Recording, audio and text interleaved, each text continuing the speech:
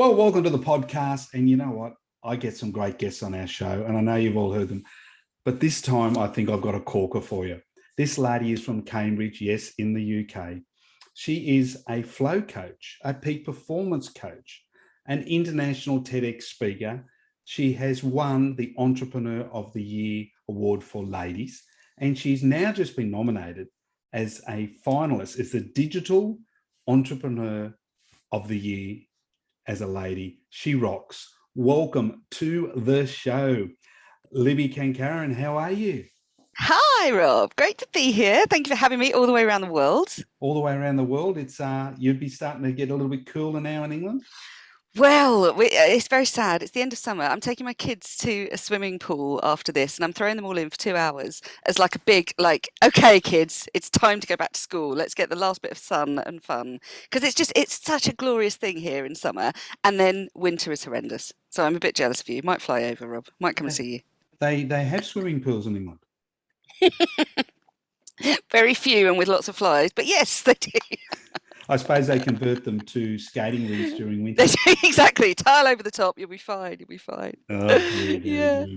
As most people would know, if you don't know, Australians and English do love to give each other a bit of a hard time. It's got to be done. It's got to be done, hasn't it? It's got to be done. It's got to be done. Considering they can't play cricket very well, we've got to keep reminding them of that. Keep pushing that one, yeah. So, have you always lived in Cambridge? I moved here, so my path to entrepreneurship has been a bit twisty. They didn't sort of see me coming, and the entrepreneur badge is still I still don't wear it very well. I still feel a bit like, really? Because actually I'm a vet. And I moved here when I was at Cambridge Vet School. Yeah. So this I'm looking out my window at the fields. I was only supposed to be here for like a year as I finished my vet degree. But the universe sometimes has a plan, and I didn't realise. I qualified as a vet. I was really happy as a vet until the day I got hit by a car and I smashed up my neck and could no longer do surgery. So I had to sort of reinvent myself, and I had to work out, what do I do with this like vet skill set that I've got and this knowledge of the vetty world and my old career, because before I trained to be a vet, I actually used to work in the city as a consultant. So I pushed the two together. I shoved them together and I went, right, I am now a consultant for vets businesses. And so I just invented this career as a coach for the business side of vets, because vets know nothing about business. We don't get trained in it. We don't get taught it. And so there's a lot that business does that vets practices are just oblivious to. Yes. And also a lot of vets are very much of that mindset of that analytical, that clinical, that, the deep dive brain. And so they're not people. So they don't know how to necessarily manage their teams. And so I became this guru of vets practice, and then it's just sort of exploded from there. And I've with the pandemic, I've gone into more of the online coaching world, and now I coach entrepreneurs of all shapes and sizes around the world. So before we get onto that, I'm going to ask you a question. What initially drew you to being a vet? Because it's not, I'll be honest with you, it's not a career that a lot of ladies choose. Interestingly, over here it is. So in your part of the world, you've got more farming. Yes. And over here, our farming industry is collapsing dramatically. Yep. So now it's female-dominated industry in the UK, 80% female. Fantastic. Because it's small animal led, so it's cats and dogs. So physical strength is not an issue. So being the right shape and size to wrestle a cow to the ground isn't. So over here, Australia, very different. Yeah, it's much more of the old James Herriot model that we had over here for many years. But yeah, so it's being a vet to me was about helping people. I didn't realise that a large part of what I was doing was to help people and the animal attached to them. I thought everyone wanted to be a vet. I thought everyone loves cats. Turns out not everyone does.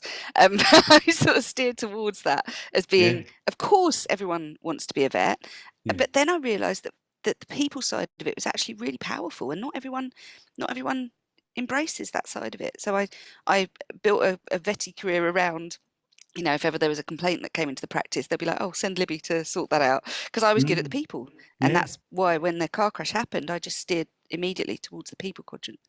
I don't know it's just vets. There's a lot of people in business who are incredibly good at what they do and should never be near a customer. Exactly right. There are 4 distinct brain types, and depending on which brain type you are, so in my world we call it the cheetah, the lion, the leopard, and the tiger. Yes. So I built a tool. I've built a profiling tool which is called the Big Cat Business Brain. Yeah. And because whilst I was at Cambridge, they rather cruelly make you do another degree while you're there, like just for the fun of it. So to train as a vet, you end up coming out with these 2 degrees. It's really random. And so I objected wildly, and I was like, look, I'm too old for this shizzle. Do I have to do this? And they were like, yes, you do. Yeah. So damn it.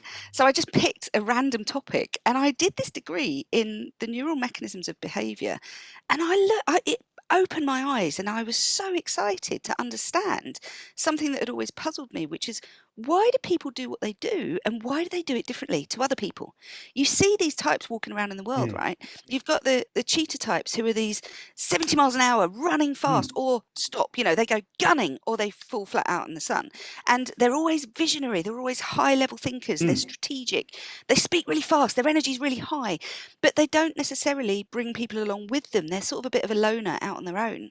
True. And then you've got the lions that are all about the pride. They live together, sleep together, hunt together. And the lions are all of those people huggers. So they can talk to anybody. I get the feeling you're a bit of a lion, Rob. And you can talk all day. And then to relax, you'll go out to a bar and talk about your day. And then you'll go home and talk at your partner, who's probably like, can you stop now? And so, True. You know my wife. and I'm a lion, right? So I talk all day for a living. And so the lion heart is all about people and you need connection. You crave connection. And we really struggled during the lockdowns, right? And lions are all about this, they care about team. The other side of the grid don't even think about it. So if you go over this side to the tiger brain, they're that cold, clinical, and a lot of vets sit in the tiger brain quadrant. The analytical, the precision, they're very risk averse. So they don't take a leap very easily. No. And they don't want to be with people. They'd rather work by themselves in a darkened room. And when people are talking at them, they're a bit like, what are you like? Just give me the bullet points. Give me the data. Engineers. And then you've got the leopards. Exactly right. And then you've got the leopards, and the leopards are the loyal hearts. They're they're really faithful, but don't push them, and don't break a deal with them, because they'll never let you forget it, because they'll sit in their tree watching the cheetahs whizzing about and the lions hugging each other, and they just always feel like they're a slightly one step out from the group, because they are wanting to join, but they don't quite know how, and their brain is all about timing. They're about the when and the where. So the cheetah asks what, the lion asks who, the leopard asks when and where, and the tiger asks how. So you can have all 4 in a room, and they'll be focused on very different things. And I got really fascinated in this whilst I was doing my degree. And so I built this profiling tool, which, identifies which brain type you are. And it's really cool, because it gives you clues as to why you procrastinate, how to use your energy better, how to get out of your own way, basically, or how to not self-sabotage, how to get out of those blocks to flow. And that's when I got excited about peak performance and how to elevate people to their next nth degree, higher levels of living that they can achieve. So you've had the car accident. Yeah. Obviously at home recuperating. Now, I asked this question of a gentleman I interviewed last week who was recuperating, and the doctor came in and told him he had 10 days to live. Brilliant. And that's 22 years ago. He decided no. And he changed like you did. What was the moment that you decided after you've had the accident that, you know what, I know vets, I know what I'm doing, I can still help vets? Was there someone came in and gave you the light, or did you stub your toe? What happened? It's a principle. It's a principle of mine. I firmly believe that, if you can find a way to serve and do it with honor, that's what life's about. It's not about just existing on this planet. There's survival and there's thrival. And I go for that thrive every time. I will go for that. How can I serve? How can I do that with honor? How can I contribute? Because contribution is a big value of mine. It's something that I think is really important. You're either living and growing, or you're dying. That's it. That's true. The moment when my path to contribution was blocked, I immediately turned my gaze to, how else can I do this game? How else can I play in this field? And to me, it is playing. It should be fun. We should have fun every day that we're here. You've got to live in this gratitude and desire. It's a blend of both. You've got to be grateful for what you've got. And I literally looked at myself and went, what have I got? Okay, my neck isn't working so good. Fine. My right arm doesn't want to hold a scalpel anymore.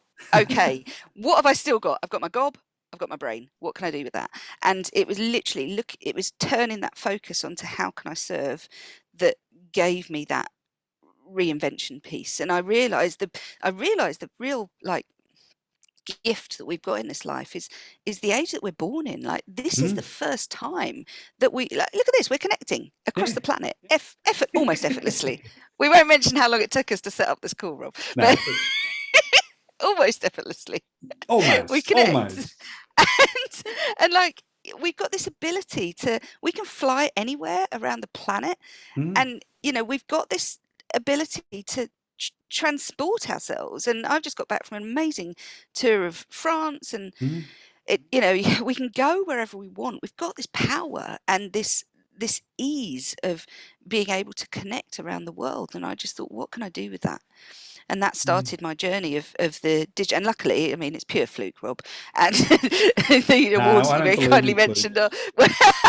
are, it's luck of timing, I think. But Yeah. the chance of this pandemic happening just at the moment that I'd switched myself Yeah. from visiting my clients in person to doing it all online was a fluke. And it was just lucky that I'd already made the moves to set myself up as an entrepreneur Yeah. online. And so I was ready to explode out the gates when the pandemic hit and everyone suddenly contracted into their computer Mm. screens. I was in place. I was in position. So when you first started out, now you're a female entrepreneur, you're an ex-female vet, and you're talking to a male Hmm. in your first, we'll look at it first from the vet. Did Yep. you get pushback as if to say, what would this lady know? How can she What's help really me? funny, it's so interesting because the females dominate the industry of Mm. the vetting profession as a whole, but the bosses are all still male. Yeah, They're true. all white, middle class, 55 years Mm. old, like, without exception. And what I found really endearing was actually how willing they were to take my advice, and how receptive they were to. Admittedly, part of that is because I'd had this career in the city before coming into the vetty Mm. field. They could see that I had the chops. They could see that I had something before, Yeah. quote unquote, just being a female vet. But Yeah. that was really surprising to me. I also ended up coaching some seniors in the pharmaceutical industry. So I work with a lot of C-suite executives as Yeah. well. And there is an ability that they have to soften into their vulnerabilities with me that they may not find with a male coach. And I hold them safe. Yeah. And I've had people sobbing in some of our coaching sessions as we go through. So I do a Mm. process called closed eye coaching, where we go direct to your subconscious layers of your Mm. brain, and we get your conscious out the way. Go and sit back down over there. Let's go deep. And so some of those sessions touch on really vulnerable areas. So They we've do. talked about parental death. We've talked about the loss of a spouse. We've talked about the loss of a child sometimes. And, when we go deep into those layers, huge emotions come out that very often have Mm. been lidded, because we like to lid as humans. We like to pretend there's nothing going on, nothing to see here, like, move along, like, don't Yes, don't go there. true, And true. so we sort of sit on these real deep-seated pains, and then they don't get air again, and they just Mm. get put in the corner. And so I go in there, and with love, I hold them safely through unboxing that. And so it was quite heartwarming to me how um, receptive people were to being vulnerable and going into those states. And when we get there, we unwire the neural Mm. linkages, because we all have these little hooks, these little linkages that happen over time. We unwire that, we form newer, healthier connections that take you out of the old limiting beliefs, and then we move on. And that means you can then, let go and start again. So you've been incredibly successful, and it's through hard work. I don't believe in flukes. You were ready to You're very go. kind. The Yeah. the time was right, and you're about to hit the button. I'm going to ask you two questions. First one is, what was your point of difference that made you successful? That you had to be like, there's plenty of people out there saying, I'm a coach, I can do this, I can do that. I've got this whiz bang, course, if you only pay this, but you're different. And you are very different in a positive way, in a fantastic way when I was reading up about you. What made you so many different to so many other people that was knocking on the door? Honestly, it's integrity. I can't put it in another word than that. It's really simple. I Mm. do everything that I do in order to serve. I do everything that I Yeah. do because it's giving value. I don't take from people. I exchange. I give bloody good Mm. value, and that's a life principle of mine. And I see the coaching market is a bit like the Wild West right now. It Mm. will calm down. I think a lot of people have just got the idea they can make a shed load of money from it. And so they've swarmed in. And Yeah. I didn't go into it for that. I went into it because I knew I had something to give. And that was an intent that was this pure line of integrity, and that runs through everything I do. I do not take money from people if I don't think my course is right for them. For the first True. thing, I won't Good thing. accept Yeah. them in. Yeah. Yeah, I will turn them away with love. I'll say gently, this is not for you right now. And you'll see that in my advertising. I repel people as much as I attract them. I'll say, this is not a silver bullet. You know, I'm not here to fix you because you're not broken. I'm not here to tell you this is the answer to all your dreams. And this is not a get rich quick scheme. So don't come at me if that's what you're after, because that's not what I'm here for. I'm here to elevate you to your highest self. Yes. What you do with that is up to you.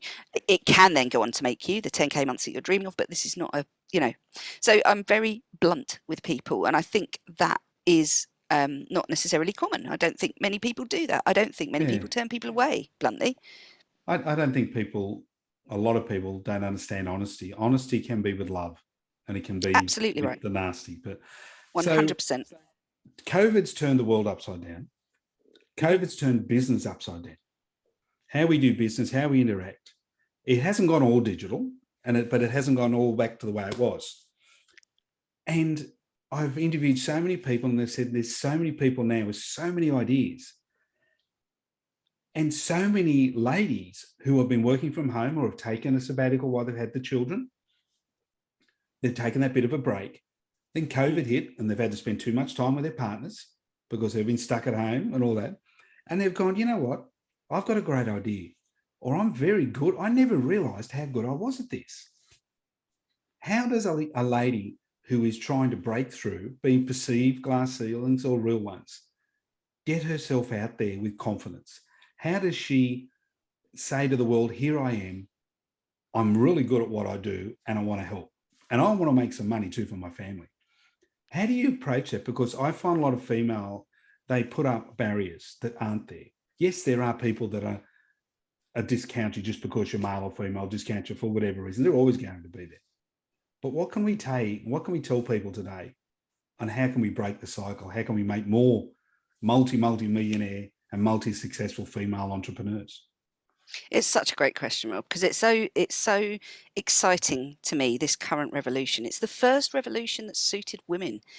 You think Yes. about it, every revolution before now, like the Industrial Revolution, the Science Revolution, they've all been geared towards the masculine. This is the first one that fits around the bloody school run, right? And it's the first one where I can be here and I'm all pinstripe and pearls above the waist and I can be pajamas below. Like, you know, Yeah. there's a chance for Please don't me stand to up. go and feed my kids some Weetabix.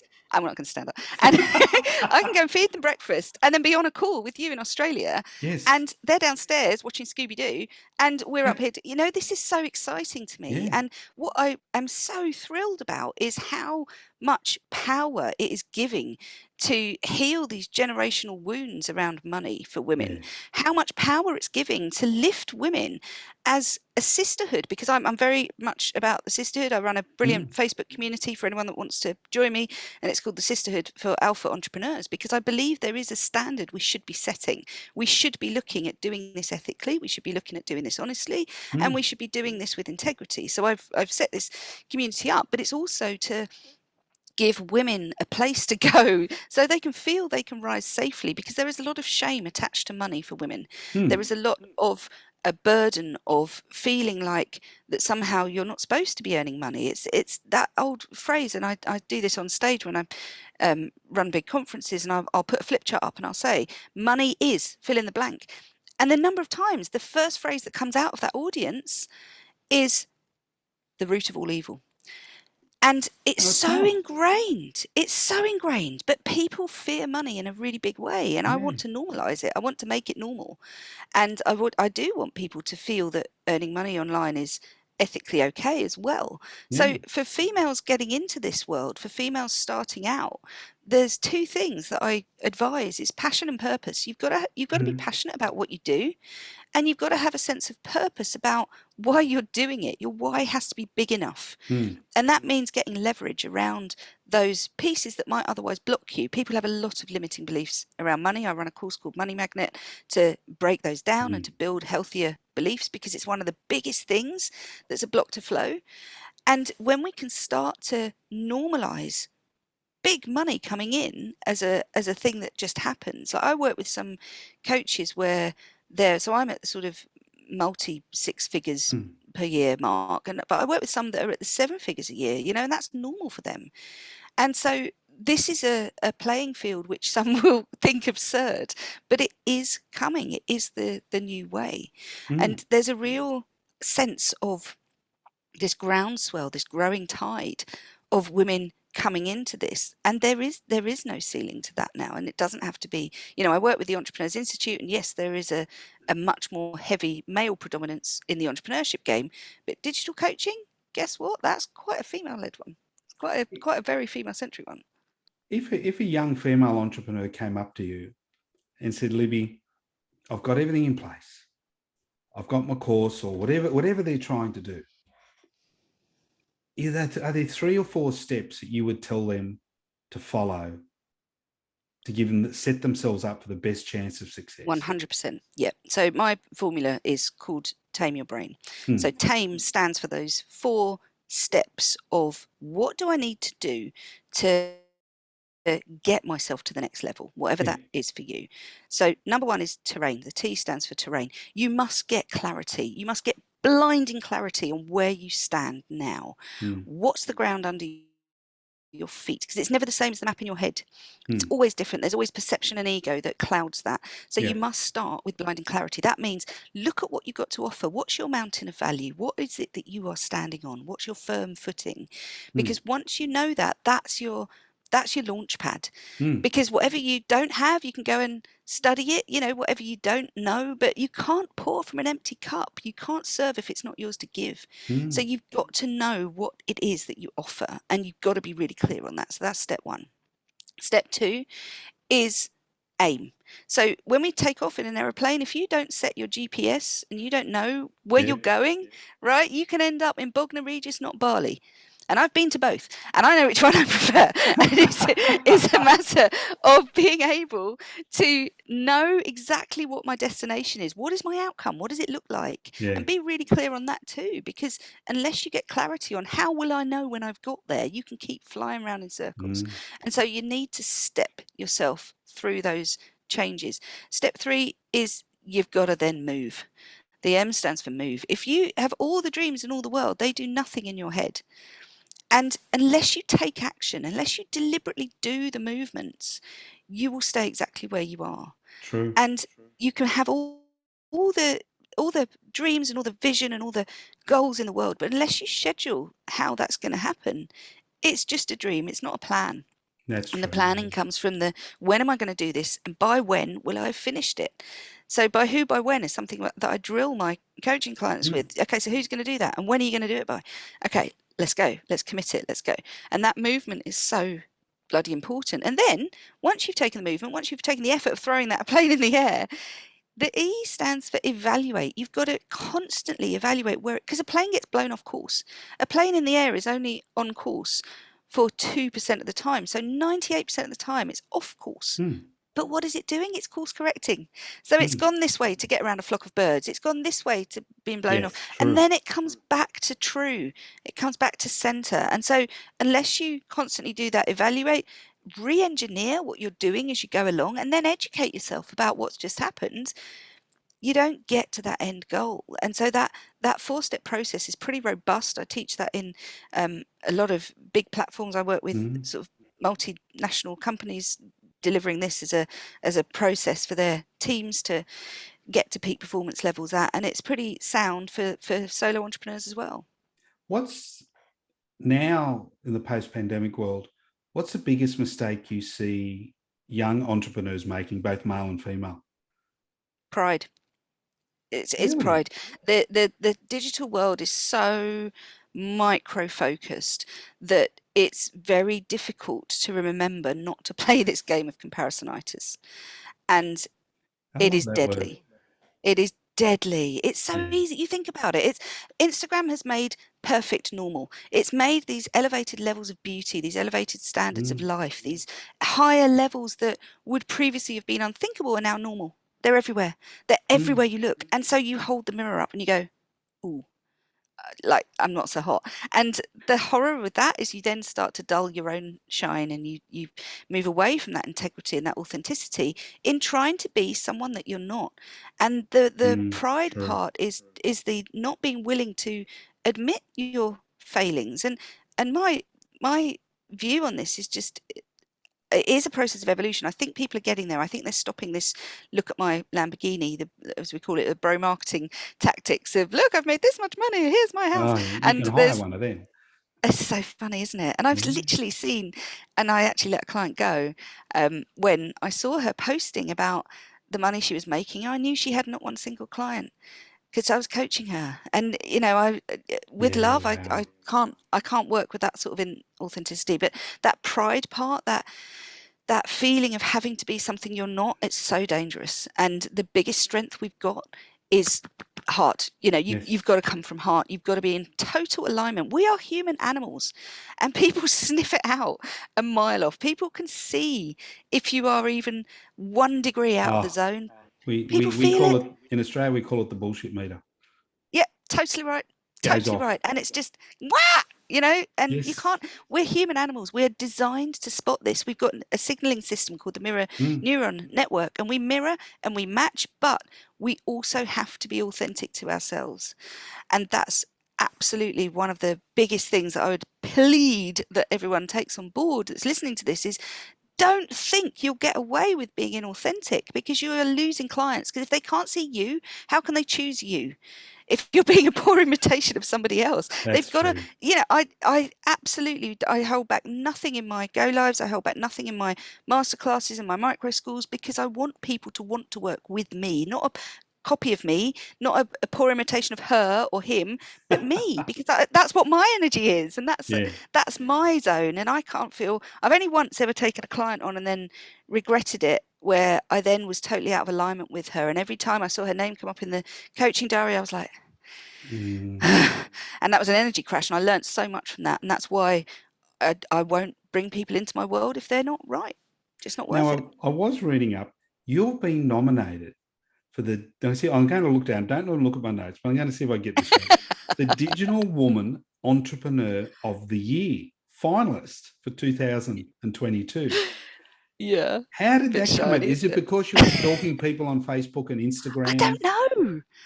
I genuinely, I still have no idea who nominated me. I had one client You must who be good at is something linked. on the Digital Woman. I don't know. I don't know. But I had one client, and she was linked to that organisation, so I assumed it was her.